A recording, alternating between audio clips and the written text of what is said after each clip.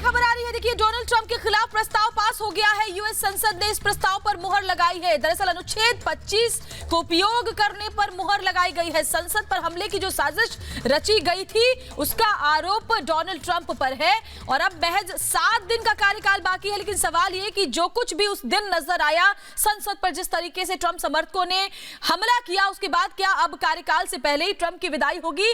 तो ऐसा इतिहास में, यूएस के इतिहास में पहली बार होगा जब संसद पर हमले की साजिश के आरोप में महज 7 दिन जब कार्यकाल बाकी है उससे पहले ही ट्रंप की विदाई हो जाएगी।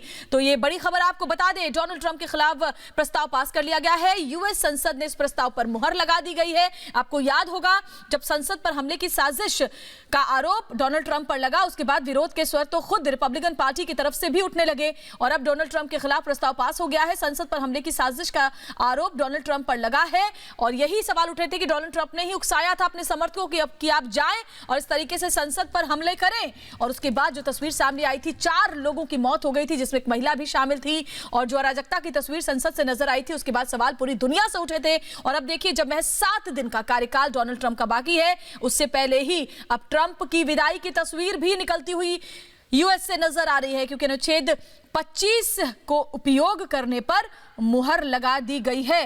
ये बड़ी खबर इस वक्त आपको बता रहे हैं। डोनाल्ड ट्रंप के खिलाफ प्रस्ताव पास हो गया है और इसके तहत अगर माने तो जो 7 दिन का कार्यकाल डोनाल्ड ट्रंप का बचा हुआ है, जिसके बाद जो बाइडेन और हमारे वरिष्ठ सहयोगी अभिषेक कपूर इस वक्त हमारे साथ फोन लाइन पर ज्यादा अपडेट के साथ जुड़ गए हैं। अभिषेक, तो इसको क्या इस तरीके से समझें कि महज 7 दिन का कार्यकाल बाकी है, उससे पहले ही ट्रंप की विदाई अब संभव हो सकती है? देखिए, अगर वाइस प्रेसिडेंट माइक पेंस चाहें श्वेता तो हो सकती है, पर उन्होंने पहले ही बोल दिया है कि अगर हाउस ऑफ रिप्रेजेंटेटिव का एक मोशन आता है तो भी वो इस काम को नहीं करेंगे।